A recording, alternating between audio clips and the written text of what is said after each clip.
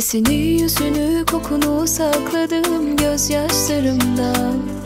Yanına uzansam dağınık saçım ve kırgınlığımla.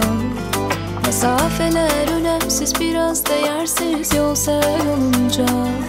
Hava biraz serinmiş, ırkamda yok, sarıl bana. Bir gülüşüne kendimden geçerim, seninle güzel hayallerim. Ömrüm uzar bir kez bakınca, bebeğsin bu gözlerin. Kalbim çarpıyor adını duyunca, nasıl da derin derin. Saklasam seni bulamasalar ya, benim en güzel şaheserim.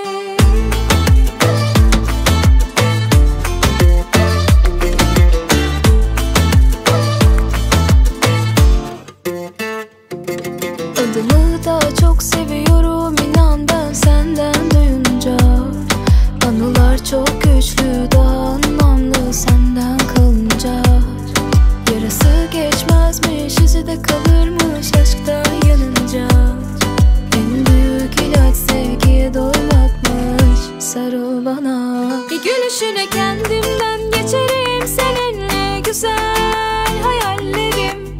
Ömrüm uzar bir kez bakınca, bebeğsin bu gözlerin. Kalbim çarpıyor adını duyunca, nasıl da derin derin. Saklasam seni bulamasalar ya, benim en güzel